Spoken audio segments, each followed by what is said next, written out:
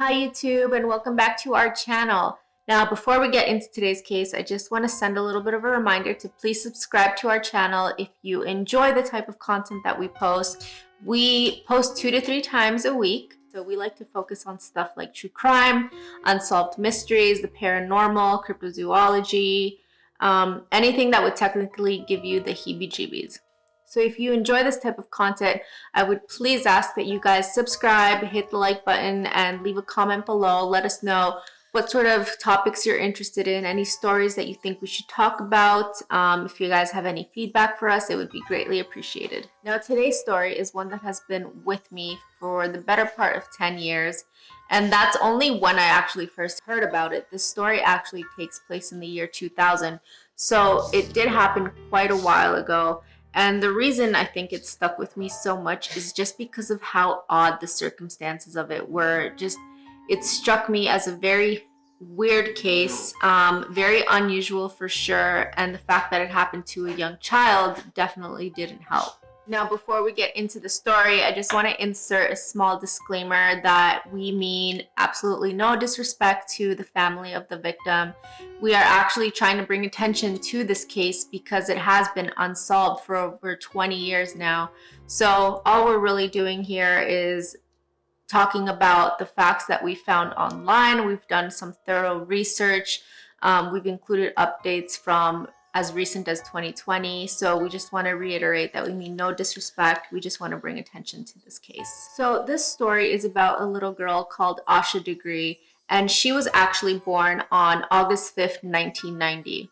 And today she would actually be turning 31 years old this coming summer. She would actually be my age. So that's one of the reasons why this story kind of resonates with me a little bit. We were both born in the same year. And unfortunately, no one has actually seen Asha since February 14th, 2000, which also sadly is actually the wedding anniversary of her parents. So just imagine, as I'm telling the story, just try to think about how it would feel to find out your child literally goes missing on what should be one of the happiest days of your life. So Asha was born to a loving family, her parents Harold and Asha Degree. She also had an older brother, O'Brien, who was only a year older than her. Her family was living in a rural area called Shelby of North Carolina. Both her parents had great jobs, they were stable, they had a nice family home, and they took pride in raising their children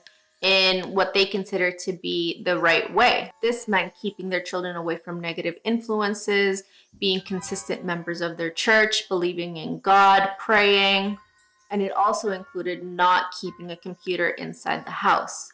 They actually thought that at the time, and I can vouch for this because at the time the internet was still fairly new and there was a lot of paranoia amongst parents that only a bunch of, bad people were on there looking for young children or people who were, I guess, gullible enough to fall for schemes and scams. So the internet was very much I wouldn't say taboo, but it was definitely a place that a lot of parents were somewhat afraid of, especially if they would let their kids be on there for hours and hours on end, unsupervised.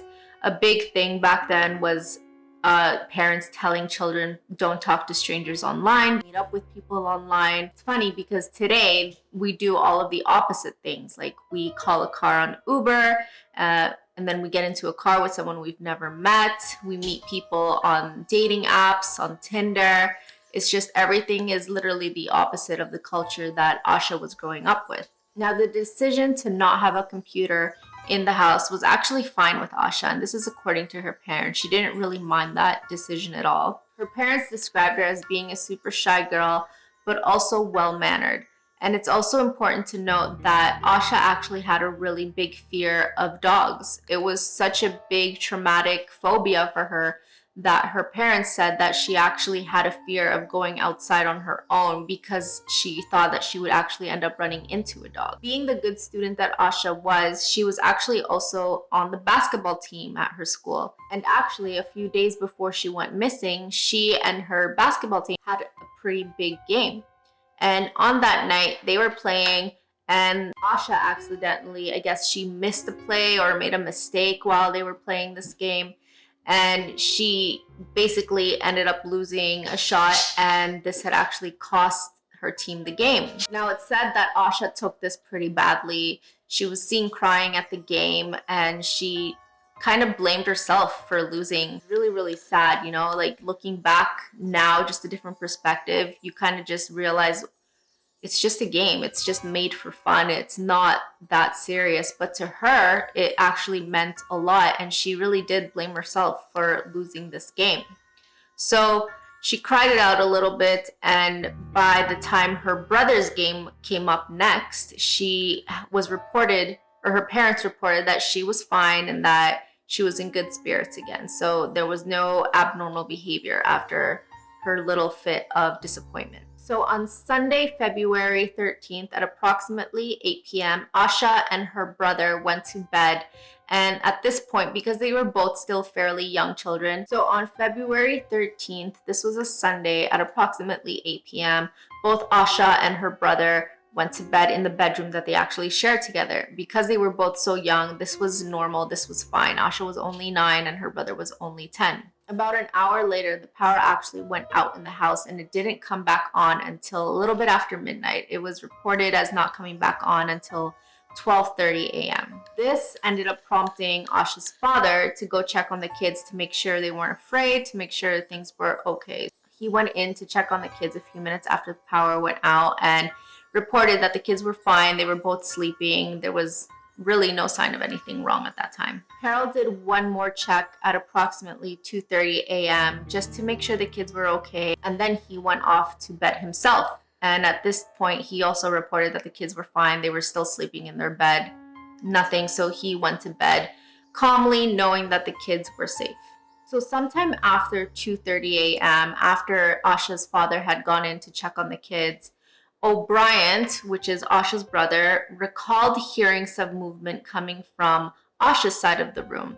Now, he was actually facing the wall, so he wasn't looking at Asha. He just remembers hearing some noises.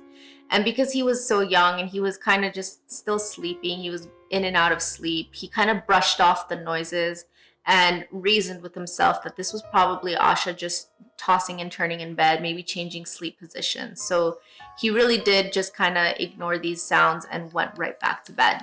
What he didn't know, though, was that Asha was actually getting ready to leave the house. She had managed to pre-pack a school backpack with some personal items, some extra clothing, and she was actually getting ready to just leave the house by herself. Now, between 3:45 and 4:15 a.m. was actually the first sighting of Asha. That was the first recorded sighting that someone had seen her walking alone. And this actually came in from a motorist that was driving along Highway 18, which was near their home. He had spotted Asha walking down the highway in the opposite direction of traffic by herself. They actually said that she was wearing a long sleeve white t-shirt and white pants. And this was such a weird situation for them. It was such a weird thing to see so early in the morning. Why would a small child be outside in the middle of the highway, or not the middle, off the side of the highway, just walking alone? And it's also important to note that it was actually raining, a storm outside, and that's one of the reasons why the power had gone out. So why would a small child be walking off the highway by themselves in the middle of this rainstorm?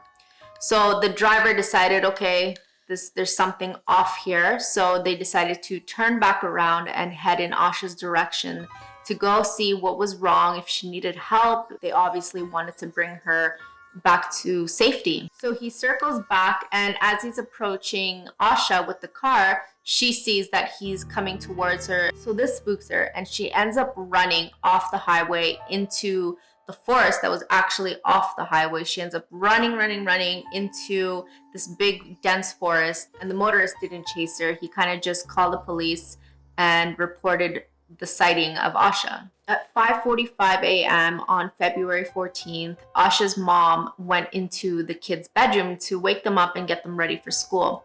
And that's when she first discovered that Asha was not in the bed, only her brother O'Brien was. So at first, Asha's mom didn't freak out. She thought, okay, maybe Asha is already awake. Maybe she's somewhere else in the house.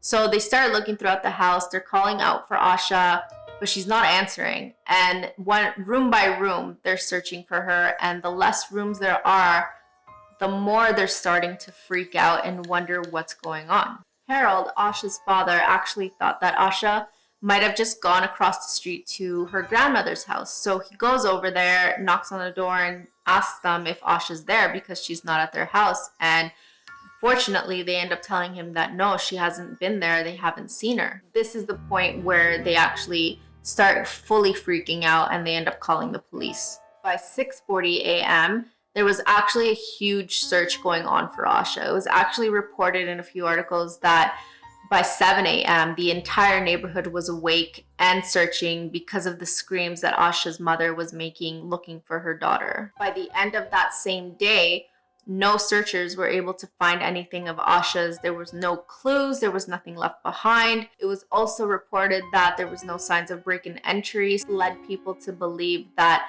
Asha left on her own. By the end of the first day, her family was really left clueless and wondering what happened to their daughter. Now, the following day on February 15th, candy wrappers were actually found, and these were found in a shed in the same general area and direction of where Asha was last seen running into. After Asha was spotted by the motorist, they think this is where she actually ran to. After running away into the forest, she spotted an empty shed and decided to take shelter there, not just from the motorist, but from the storm that was going on at the moment. So in the shed, they actually did find a few other belongings that were confirmed to belong to Asha. They ended up finding a pencil, a marker, and a Mickey Mouse hair tie or hairband that were identified as being Asha's. So as Asha's mom is going through her bedroom, Asha's bedroom, she actually noticed that a few of Asha's favorite clothing items were actually missing. So this led her mom to believe that Asha could have probably left on her own voluntarily. The search continued for approximately 1 week, and there was about 9,000 man-hours put into this search for Asha. It was such a traumatic case for the area. No one could understand what could lead a little girl to do something like this, or some people were still convinced that she had been taken. And by the end of that first week, there was still no other clues, nothing substantial anyways, that could give anyone a concrete reason as to why this happened or where she could have gone. Basically, by the end of that week, the family was left with their only resort, and that was to talk to the media and do their best to keep the media talking about this story and bring as much attention as possible to this case. In 2001, so a year later, Asha's backpack was actually found. It was found 26 miles away from her home, and it was found in like a clearing lot area when a contractor was digging out the area. It was reported that the bag was actually found double wrapped in plastic garbage bags. Now, it was sent for testing, but from what I've been able to find, the tests were never revealed to the public. In 2016, there was a tip that came in saying that Asha was last seen getting into a green 1970s Lincoln Continental Ford Thunderbird, but that actually never led to anywhere. Now, fast forward to 2020, just last year, there was a tip that actually came in from an inmate, from a guy called Marcus Mellon. He was claiming that he knew what had happened to Asha, and he said that she had actually been killed and he knew where to find her body. Investigators were a little bit reluctant to trust this guy because inmates have this pattern or this habit of reporting tips on crime in hopes of getting their sentences reduced. So sometimes this ends up working out as the truth, and then sometimes it ends up just being a huge waste of everyone's time. Now, in his message, he wrote, "Asha Degree has been missing for over 20 years. About 4 months ago, I had found out about her whereabouts and what happened to her. She was killed and then took and buried. I do know how and what town she is in. I hope you get this letter and do come see me. It's on the up and up." Now, unfortunately, because of COVID, investigators were going to look into this lead, and from what I understand, they still are. But because of COVID, there was actually an outbreak of it at the prison, so this delayed the entire investigation. Police officers were not allowed to go in there. They were kind of trying to contain the entire situation, but from what I understand, they're kind of just waiting to go back and follow up on this lead if they haven't already. Okay, so let's get into some theories about what could have happened to Asha. And there's quite a few theories, but there seems to be a consensus on one of them just based on what I was reading. And that consensus seems to be that Asha pre-planned this and she left on her own. Now, there's a few different explanations people are torn about as to why she could have left on her own, but let's go through them, and at the end of this video you guys can let me know what you guys think sounds more plausible or what you think could have happened to Asha. So the first theory is that Asha was actually unhappy living at home, and that the so-called strict restrictions that she was living under were getting to her and that she seemed to be fed up. I know this might sound difficult for some people, but growing up in a strict household can be a little bit tough on children. I grew up in a strict household and it was a little bit hard, but you know, it's not all bad. There's pros and cons to different lifestyles. And from what I was able to gather online, it seemed like Asha really did come from a nice family, a happy family. And sure, they were a little bit more on the conservative side, but it doesn't seem like that would have been a big enough reason for Asha to leave on her own, especially with her fear of dogs and the thunderstorm going on that night. Now, the next explanation that is brought up about why Asha could have left is actually the basketball game that happened a few days before she disappeared. There's people that actually think she took the loss a lot harder than she let on. She had hid her emotions and said that she was okay, but there's people that suspect that Asha took this very, very hard and hid it away from her parents. And the thought of going back to school on Monday morning and facing her classmates, knowing that she had lost or she was responsible for losing the game, had actually weighed heavily on her. So this could be an explanation as to why she decided to leave, but I don't know. I'm not sure if I fully believe this theory. I mean, I do remember being in school and thinking about how scary some days were. I don't see this as being one of the big reasons as to why Asha would have left. I don't know. What do you guys think? Now, the last reason as to why people think Asha could have left is actually inspired by a book that her class was reading at the time of her disappearance. And this book is actually called The Whipping Boy. And it's said to be about two classmates or two friends that go on an adventure and end up discovering some few new things, but they end up coming back home. So some people think that maybe because she was a little bit restricted and she didn't have a lot of influence from the outside world, she took the story to heart and wanted to go on an adventure on her own with the intention of coming back. Now, after she had left, there's also the mystery of what happened to her after she went running into the forest, or after her night in the shed. What happened after that? Was she taken and who knows what happened to her? Or did she succumb to the elements and then just kind of end up not surviving and getting lost in the woods? Now, since this lead in 2020, there really hasn't been anything else about Asha that I was able to find.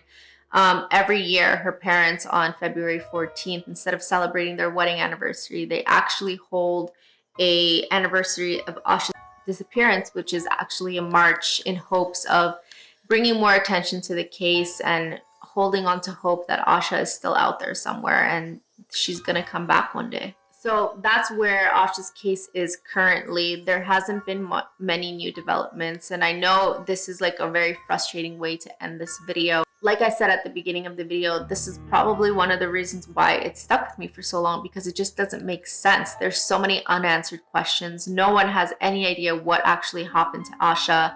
She's been missing for so long. She would be turning 31 this year. And it's just sad to think that her parents don't have this closure and constantly live with unanswered questions and the what ifs of their daughter Asha. So let me know what you guys think in the comments below. Do you think Asha left on her own? Why do you think Asha left on her own? What do you guys think happened to her after she spent the night in the shed? Do you think this guy, Marcus, is the real deal, or do you think he's making up some garbage just to get some attention and possibly a reduced sentence? Let me know what you guys think in the comments below, and we will see you in the next video.